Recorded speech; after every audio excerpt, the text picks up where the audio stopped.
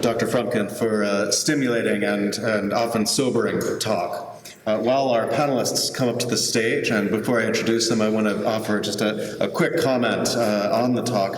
I greatly appreciated your attention to heat risks, obviously something I'm deeply concerned with. The suicide example in particular, one of the cases I looked at in Paris involved a suicide during the heat wave. Other associated risks are also really overlooked, including heat-related dehydration and the way in which that can actually increase the rate of overdoses and other addiction-related crises. So in a moment that's witnessing unprecedented climate change and a raging opioid epidemic, this is something I'm afraid we might see before too long. Also, rates of drowning go up as people try to cool off by swimming when they don't necessarily have the skill sets. I mention this because I think that's probably the case for many of these kinds of threats, which often operate through indirect pathways. And that, I think, unfortunately allows us often to ignore them at our own peril. Indeed, I think uncertainty has really most often been deployed as a reason for political inaction.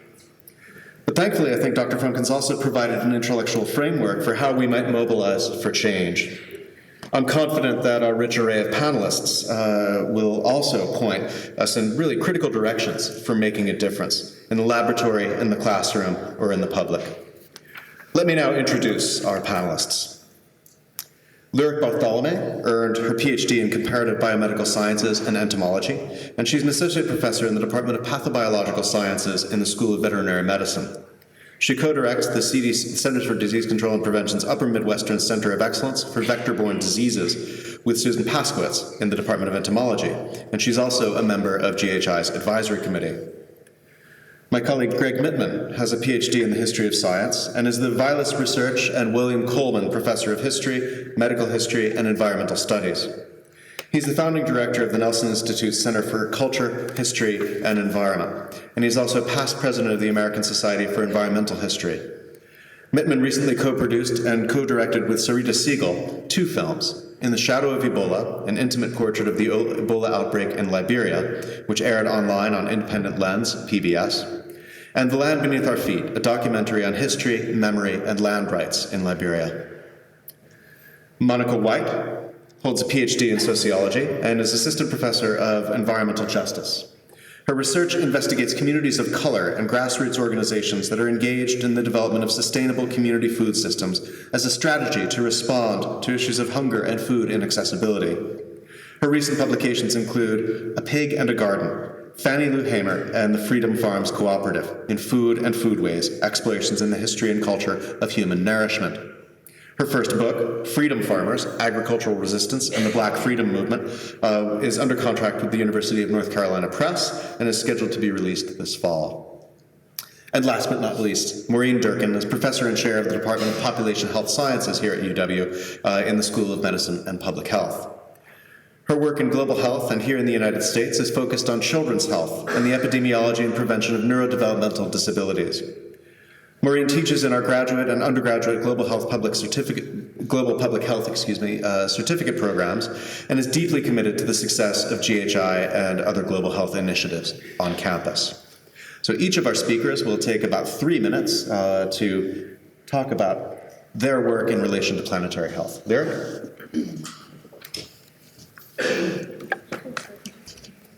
I'm really delighted to be here. Thank you for a wonderful talk, Dr. Frumkin. I'm really fortunate to work on a system with which everyone has some familiarity. I work on mosquitoes and mosquito-borne diseases. And, when I tell people that sometimes evokes sort of revulsion or repulsion or fascination, but everybody gets it. Like, I do work that people understand could be important to daily life. And so in the context of climate change, studying mosquitoes and mosquito-borne diseases falls squarely into the bottom center of that slide that Dr. Frumkin showed us, that impossibly complex but grossly oversimplified flowchart, right? Vector-borne diseases land squarely there as one of those things that has tremendous capacity to change as a function of what's going on in the environment. And in the context of planetary health, mosquito-borne diseases rank really high. And so if you look at some of those Lancet articles from the Rockefeller Group, mosquito-borne disease and dengue in particular is one of those diseases that is increasing at an extraordinary pace and a distressing pace as a result of things like increased precipitation and urbanization and fluctuation in heat, etc. And dengue is transmitted by one of two mosquito vectors, most frequently Aedes aegypti or Aedes albopictus. And the presence of those mosquitoes is directly related to things like how much plastic there is in the environment. In fact, because they're both container breeding mosquitoes that are in and around urban areas with great frequency because we leave trash around our spaces that we inhabit. So these things put mosquitoes in immediate proximity to people globally. As it relates to public health and vector-borne diseases more locally, my colleague Susan Paskowitz and I recently were very fortunate recipients of a CDC Center of Excellence Award for vector-borne disease research. And we landed this in part because Susan and I met the mark for bona fide public health entomologists. And because there's a really extraordinary quorum of people here at the UW doing excellent work on mosquito and virus ecology, on climate change and disease emergence, and on developing things like mouse and primate models to understand how Zika virus pathogenesis works. So we brought together scientists and public health partners across a 5-state region of Iowa, Illinois, Michigan, Minnesota, and Wisconsin to build a center that capitalizes on the kind of work that can uniquely be done at a land-grant university, where there are departments of entomology, schools of veterinary medicine, and we're really lucky at the UW to also have a school of medicine and public health. So having all of those things in one place was an extraordinary benefit to us, and we're really fortunate to be part of a cadre of gifted scientists and also truly Midwest nice people. So we have really great partnerships. Because of our work, we found for the first time in Wisconsin, in Iowa actually, and in Michigan this last summer, Aedes albopictus, that mosquito that I just mentioned as an important vector for Zika virus and a number of actually other arbovirus infections. Because of our work, we have the capacity to really because of our grant, we have the capacity to dig in and develop and understand the efficacy of emerging tick control methodologies and to assess the costs and benefits of the gold standards for mosquito control as a disease control approach for things like West Nile virus. Because of the center, we have capacity to train really great students who are meeting the demand for highly skilled public health entomologists who can be frontline responders after national disasters. This summer, 2 of our outstanding students who are working on dual degree programs as MPH and DVM or MPH and MD went to the front lines in Corpus Christi, Texas and helped with mosquito control efforts. And it's because they had this great training and field experience with the Midwest Center of Excellence in Vector-Borne Disease. One of my projects that I've been working on, I think, speaks to a lot of the things Dr. Frumkin talked about, and I've been really excited about the work we're doing on training efforts to work upstream of typical, maybe planetary health interventions. I think you coined a lovely term, upstreamism, that I like to think this falls into. I'm working on an NIH Scientific Partnership Award to empower young people in underserved communities in Des Moines to think of themselves as scientists. Not just as scientists, but as mosquito biologists and public health practitioners. And we've already moved that curriculum globally to an exciting partnership with some colleagues in Ecuador. Through this work, we're learning with kids to understand mosquitoes as key players in a bigger ecosystem. We connect kids in such a way that they're actually upset when I dissect a mosquito. So they develop this really deep understanding of the role of a mosquito in an ecosystem, and they're mad at me when I dissect, well, for a moment, and then I dissect, and they're fascinated. We're really breaking down disparities in access to science education, which is a serious issue, and we're upstreaming the global health ethic that Drs. Patz and Goldberg discussed in a recent Lancet paper. All of this is possible because I have the privilege of working at a land-grant institute and a research powerhouse where I have support to run a creative research program, to teach undergraduate parasitology, and to reach out to community members and do true outreach to be an agent of change. So thank you all for being here tonight. Good.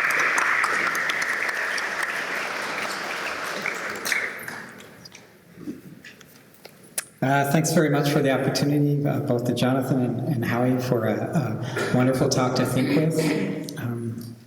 And I think the things I'll say underscore some of the things that were brought out in his talk. Planetary health, I suggest, begins with land.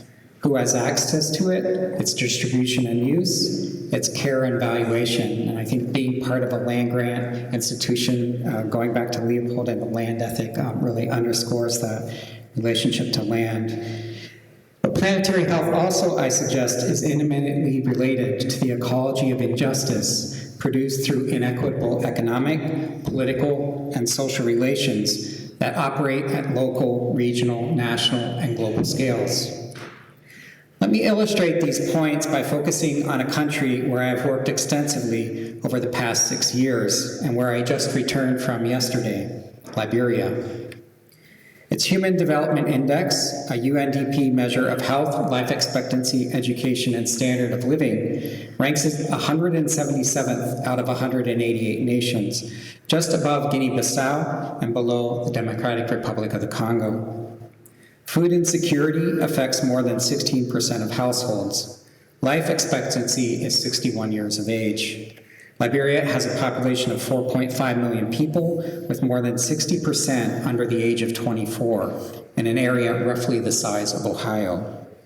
It was one of 3 countries particularly hard hit by the 2014 Ebola outbreak in West Africa, at a time when the country had less than 100 doctors to service the needs of an entire nation. And yet, Liberia has long been a laboratory for American visions of development, dating back to the arrival of Firestone Tire and Rubber Company in 1926. In an effort to stave off threats from Great Britain and France that jeopardized its sovereignty, as the only free black republic in Africa, Liberia begrudgingly granted Firestone a 99-year lease for up to 1 million acres of land to grow rubber for the United States. On the more than 250 square mile enclave in Liberia that the Firestone Plantations Company would eventually control, parasites became an excuse and opportunity for experimentation on and surveillance of workers' bodies and the Liberian population more generally that proved a boon to American biomedical research throughout much of the 20th century, including the development of yellow fever and hepatitis B vaccines and new treatments for malaria control.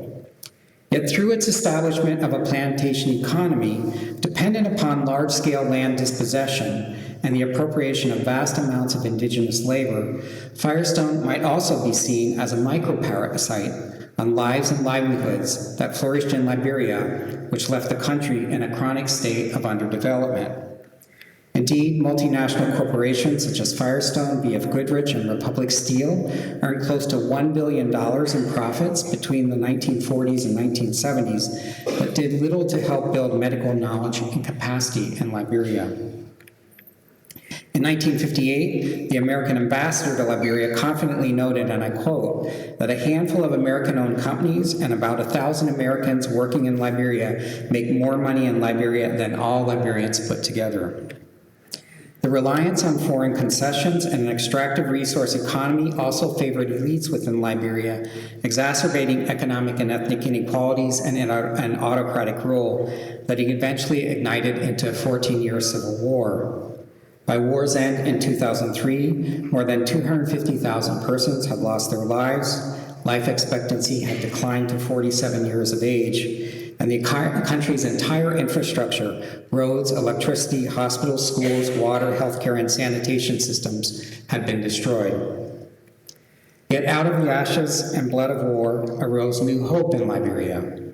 In 2005, Ellen Johnson Sirleaf won the Liberian presidential election, becoming the first woman head of state in all of Africa.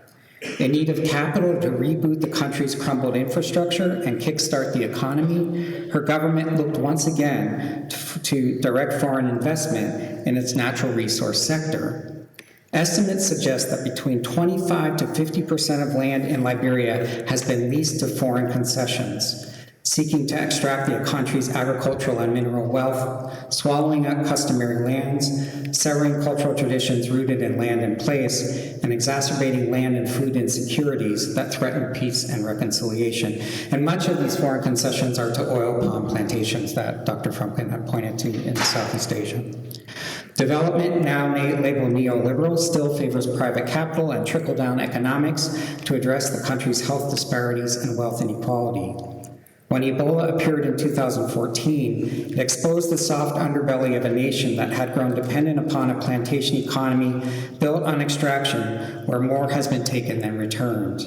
In a country where more than 80% of its population lives on less than $1.25 a day, the inequitable access to and distribution of land, the asymmetrical relationships of power that have historically shaped interactions between the global North and global South, and the structural inequalities that make some more vulnerable than others, speaks to an approach to planetary health in which land and the ecology of injustice need to take center stage in addressing the well-being of people and the planet. Thank you. Thanks, Greg. Monica?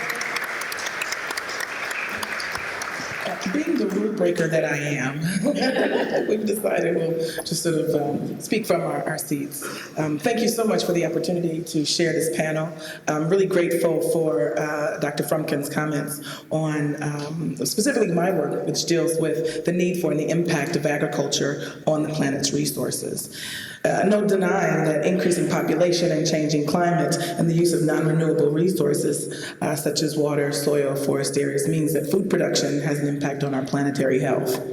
My scholarship concentrates on underserved communities and their efforts to transform cities into sustainable communities, more specifically Detroit. Not only did I choose Detroit because it is a hometown, I think that Detroit offers us some examples of what happens when the economic bottom falls out and people are relying upon themselves and their own creativity to create a livable space. I also believe that Detroit, as responsible as we are for putting the world on wheels, I think that the answers for developing community-based strategies for a sustainable world also rest in the city. So there's an author who wrote a book, the title was Detroit, An American Autopsy. Well, in order for you to do an autopsy, something must be designated as dead. So those of us that are part of the Detroit food movement, we like to call Detroit compost. Thinking of the previous form of the city and transforming it into a richer, nutrient-dense medium with which we can grow. Personally, I'm interested in the lack of access to and understanding how residents contribute to solutions of a lack of access in their communities. More specifically, I look at food as a strategy to transform the body, the community, and the city. While bystander effect often has us believing that someone else will do something while no one does anything, it's causing irreversible damage. Detroiters and others in other cities offer us a different vantage point. In what ways are those who that we dismiss and often ignore, those that are often underserved, often feeling the weight of our poor environmental resource management, organizing communities to respond to the devastation and destruction that they see in their communities? I'm asking questions of the food insecure family that grows food not only for their family, but also members of their community as a strategy of family wellness, but as an investment in community wellness. Based on an analysis of organizations, Black agricultural cooperatives that date back to the late 1800s to today, I've come up with a theoretical framework that I call collective agency and community resilience. Often when we think about agency as a psychological construct, making a decision to do something about your experiences. I studied collective agency, which takes on a different meaning when we think about neighbors in Detroit who are transforming vacant lots into food production community centers with music, art, healthy food, and neighbors who brought together to discuss political, social, and economic concerns that are raised. Food brings them together in ways that social media cannot. Community resilience is the second component of my theoretical framework. Often when we think of resilience, we think about post-traumatic strategy and understanding how people recover from destruction. Community resilience, I think, resilience as a construct often ignores the vulnerabilities or the conditions that make some communities more vulnerable than others. So with this construct of community resilience, we're not only asking the ways that people respond to trauma, but also the ways to prevent the trauma to begin with. There are some solutions that people come up with that are cost prohibitive in terms of transforming communities and demand resources often that these communities that are more than these communities can absorb. However, I'll let you in on a secret. Hidden within the city limits are many solutions that if we're willing to listen and to learn will lead us to a healthier planet. These community-based solutions take on a life of their own because they are created, endorsed, and implemented by those closest to the effects of pollution of our air, water, and land. So walk with me as I take this journey through moving Detroit from autopsy to compost. We can look at a city that many have thought was dead and left to die.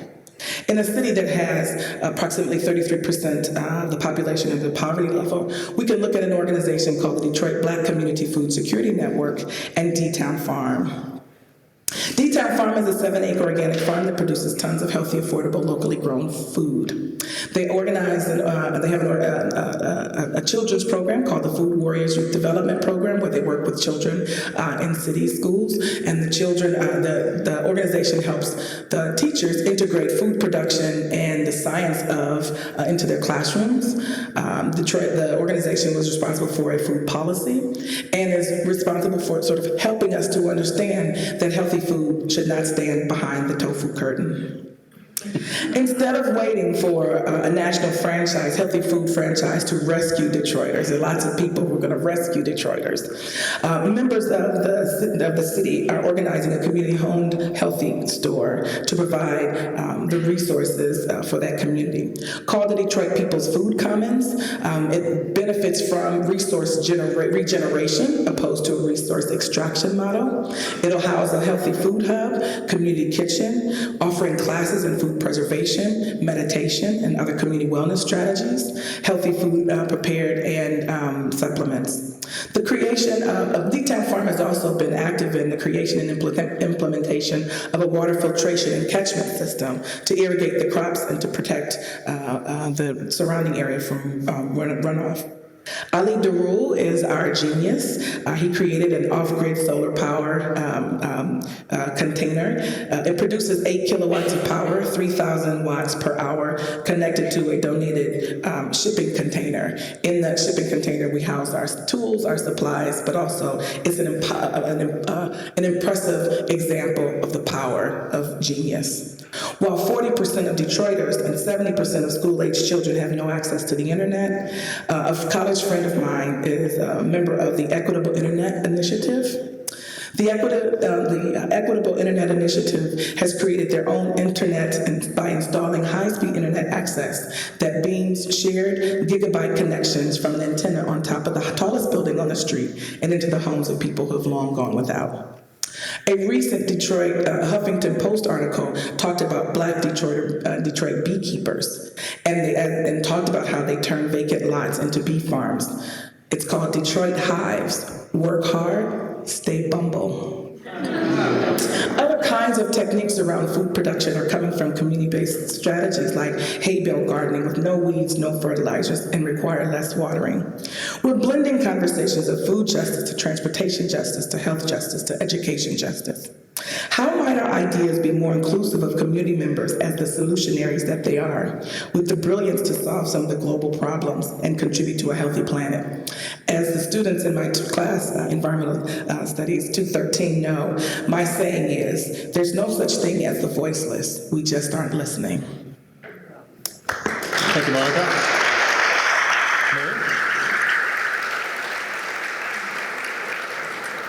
Today is the birthday of a very famous person in American history. Susan B. Anthony was born almost 200 years ago. I think it was probably the dawn of the Anthropocene, although she wouldn't have known of that. But I think her life offers some examples for us here today, especially as we face the challenges and the opportunities posed by planetary health. One thing that Anthony wrote about was that it took her a while to become absolutely convinced that she was right about women's suffrage and about the right of women to higher education. But once she figured that out and she was absolutely sure, then she devoted her entire life to this cause, and others in the movement did as well. Come hell or high water, despite all of the obstacles and the politicians that got in the way, they just kept single-mindedly on this issue, and with great success, both for eventually for higher education for women, and then eventually for the women's right to vote. And I think if there's one thing that we could all do today that would have the largest, or this year, that would have the greatest impact on planetary health, I think it's to exercise our right to vote.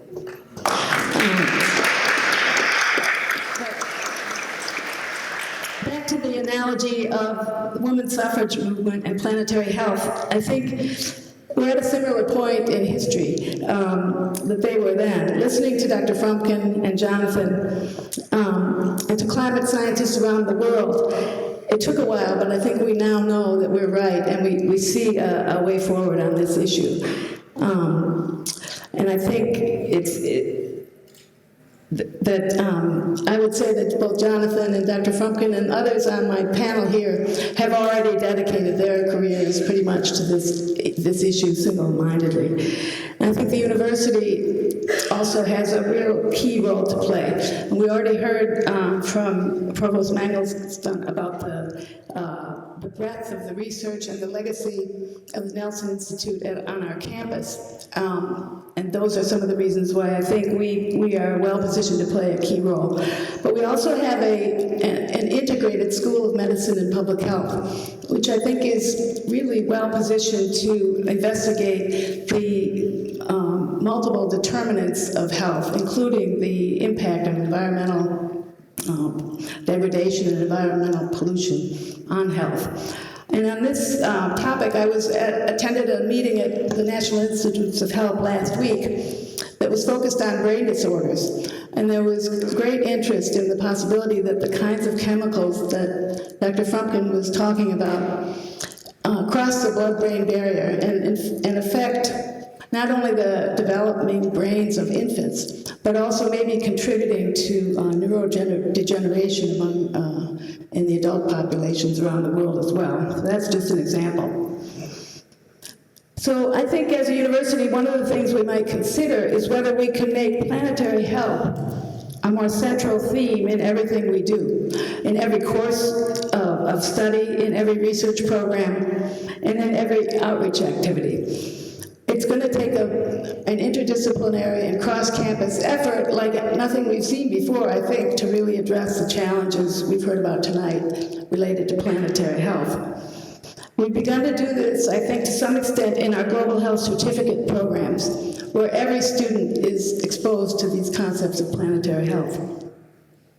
And I know it's probably a central theme elsewhere on campus, but I think it will take a more coordinated effort. And I guess that's what we're here to discuss tonight, and I look forward to that discussion. Thank you. Thank you, Maureen.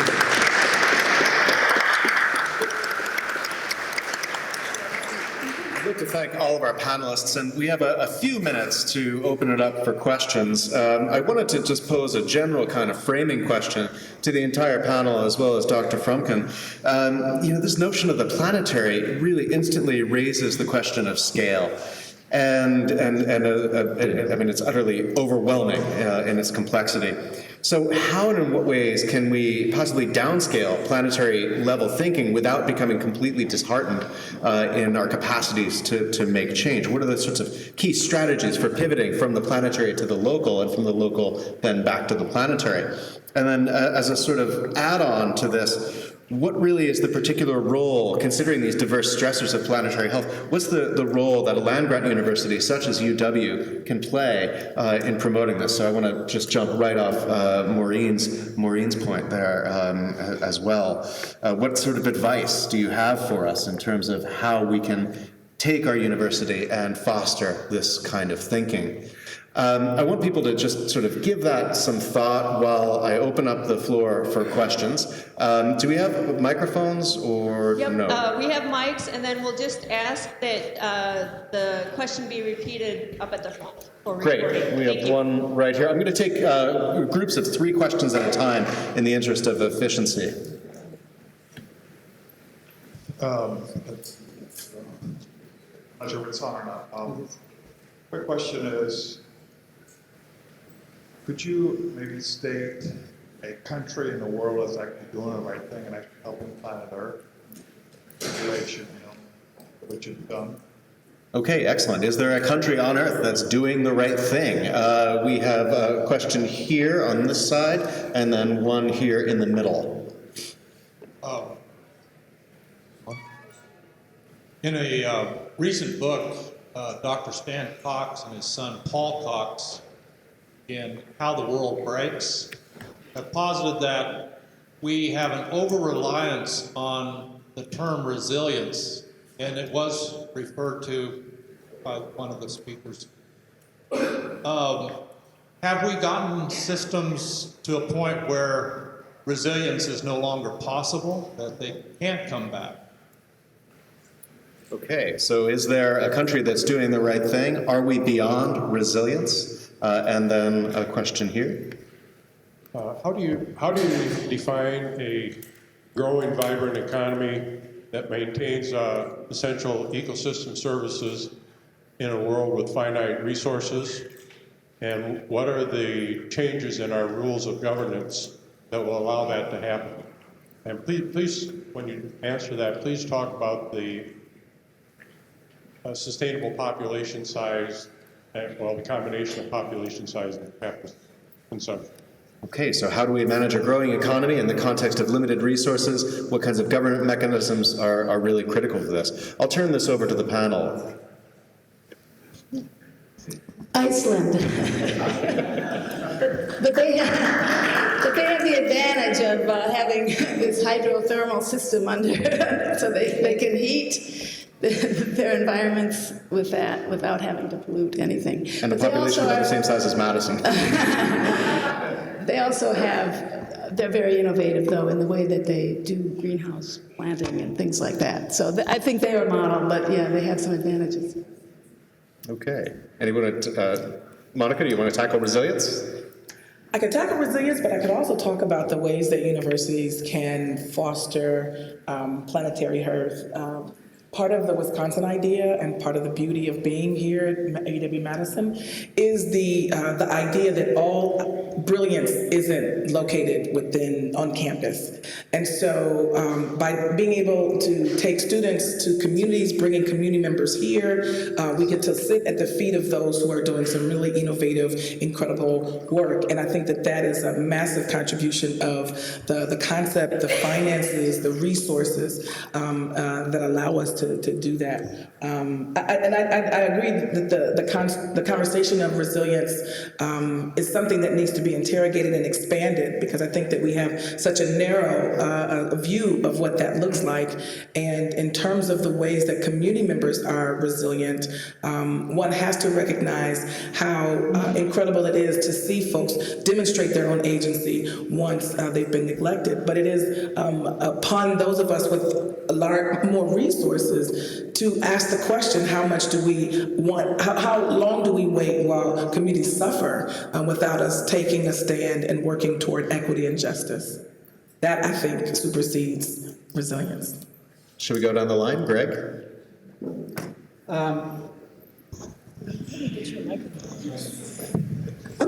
Sure. Really to echo some things that Monica said in relation to what role can a land grant play in terms of planetary health, and particularly the University of Wisconsin. I mean, the Wisconsin idea, which is so much a part of this institution, I can't imagine doing the kind of work I've done in Liberia with the communities in Liberia that has really been nurtured and supported by this institution, and also the remarkable way in which the boundaries to interdisciplinary work are really, really low. And so that, it's easy for me, and as I've done in the past, for example, Jonathan and I come from the humanities, he comes from the natural sciences, teaching a class on disease ecology and historical and contemporary perspective. It's really, really easy to reach across the natural sciences, social sciences, and humanities. And I think that's really critical in addressing these kind of wicked problems that Dr. Frumkin talked about. I mean, when I teach the history of environment and health, most of my students are pre-med students, they're headed into med school. They think, they know the answers and that it's really about biology. And with all due respect to the biologists in the crowd, I point to them, the biology is easy, it's the social that's hard. And all of these problems are intimately related between the biological and social. And yet, a campus like Madison, with this land grant tradition, with this Wisconsin idea tradition, I think is really well poised to address some of these issues.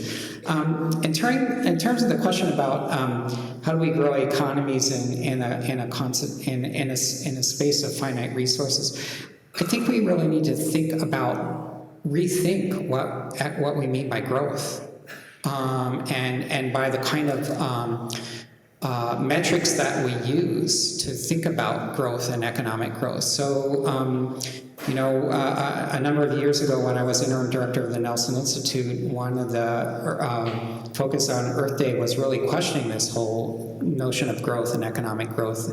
We brought a delegation from Bhutan that were trying to move away from GDP to think about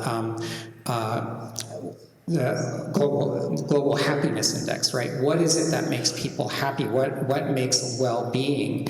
And it's not money, right? Necessarily that drives people happiness. So I really think we really need to decouple this notion of growth and economics. That's going to move us into thinking about the kind of spaces that we need to move into. And I think that you were getting at this, Dr. Frumkin, in the latter part of your talk where you're talking about donut economics. Lyric? Well, so I was thinking about the picture that Dr. Frumkin showed of the very depressed looking person, and I think that's how a lot of us feel when we think about the issue of planetary health. And I think what I talked about with the program, for example, that I'm running in Des Moines and hopefully in Ecuador, and the work that we're doing with training students is the way that I personally have pivoted in order to try and overcome that crushing sensation of what is it I can do as an academician to be able to respond to all of these really heavy things. And for me, educating the next generation of people who will be facing all these issues even more acutely than we are has been my approach.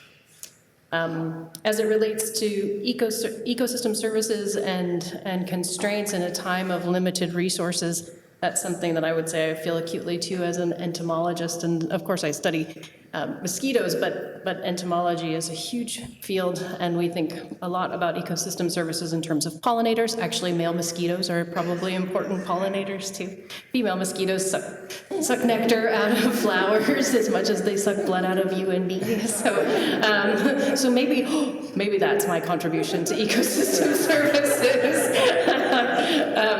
But I think this is another way where at the University of Wisconsin, where we have just a phenomenal capacity to do interdisciplinary work, we can think about all kinds of really creative ways to support ecosystem services, both from the perspective of social justice and social sciences, and as innovators. And so, like a colleague I see sitting there, Guna is somebody that I've worked with on ideas of developing new technologies to deliver insecticides in much lower doses, for example, and try and protect the health of non-target organisms when we're trying to control pest insects. So I think we're at in a creative hub where we can explore those ideas more richly.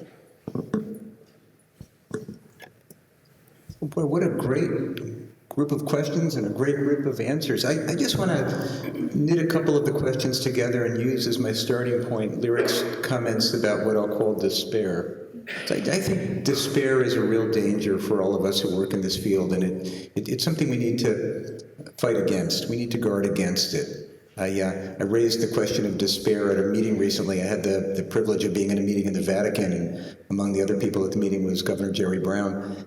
And we went through a lot of this stuff for a couple of days, and I said, what about despair? What do we do to hold off on despair? And there was just dead silence in the room. And then Governor Brown said, well, you should feel despair, but despair doesn't do any good. So be optimistic and do good work, which is a kind of a nice marching order.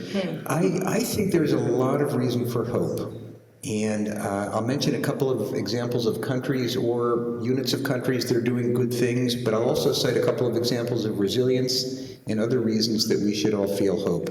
Countries doing the right thing. China is installing renewable energy at an incredibly fast rate, and China actually has become the world leader in tackling climate change with the forfeiture of the United States of any meaningful role in doing that. That's really important. For the best transportation policy decisions anywhere, look to Curitiba, Brazil, look to Bogota, Colombia. So these are not all first world solutions, but we're seeing fantastically creative thinking and the use of resources in very important ways. How about in the US? Well, two things I'll say. One is that we have places like the University of Wisconsin that are educating huge numbers of students to understand and tackle these problems, and that is a really good thing. If you wanted to marshal a single resource, it would be the next generation. And, by the way, those same millennials who are going to college and graduating are the ones who are moving into central cities and driving less and not even getting driver's licenses and really engaging these problems, voting at higher numbers than ever, stimulated in part by the last election. So we're seeing a rebirth of engagement and democracy among the young and environmental awareness that are very, very inspiring and hope encouraging. So I think that we don't need to wallow in despair. There's a lot of reason to be optimistic. We're seeing technological advances like different ways of applying pesticides, better vehicles, better power generation. We're seeing communities demonstrating that resilience is still possible. Just look at Detroit and the efforts in Detroit that we heard about. Many of these at a local level based on an awareness of planetary trends, but implemented locally at the point where people are happy. And I guess the last thing I'll say is to endorse the comment about economic growth. I'm no economist. I think it's a brilliant question. And I think it's interesting how axiomatic the idea of economic growth is, isn't it? You can't challenge the notion of economic growth without seeming like a loony. But we have to do that. If not to challenge the idea of economic growth, to change the meaning of economic growth. So the economy should be about the well-being of people, right? And if we advance well-being as measured by measures of happiness and social capital and connectedness and life satisfaction and health and equity, rather than misusing the GDP that has gotten way too much use and abuse over recent years, then we should be aiming for economic growth of the true human-centered economy, but not growth in the use of energy and resources, which we can't sustainably do very much anymore.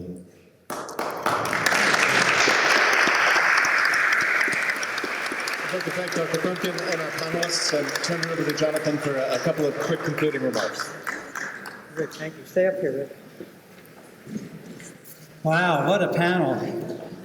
Before we leave, I just want to thank Dr. Frumkin, Provost Mangelsdorf, Dr. Keller, and our panelists, my dear colleagues, for your thoughtful presentations and a wonderful dialogue. After listening to this dialogue, I'm that much more convinced that UW-Madison is uniquely positioned to take on the challenges and convene the expertise required to begin towards solving this planetary health crisis. We begin with the wonderful co-sponsors of tonight's Global Health Institute event, but we truly need to bring a whole-of-campus approach to planetary health. As Maureen Durkin pointed out, we have to do this at an unprecedented level, and as Monica White pointed out, beyond the university as well, partnering outside the university. Let me offer major thanks one more time to our co-sponsors, the International Division, the Nelson Institute for Environmental Studies, and the Office of Sustainability, and to the Provost's Office for bringing Dr. Frumkin to Madison. And thank you all for coming tonight. I hope you leave inspired to begin new conversations and take action that will protect our planet and protect our own health. If you are registered for the reception, it will be next door in the class of 1924 reception room. If you haven't already checked in, you can pick up your name tag when you enter. Thank you all again, and have a good night.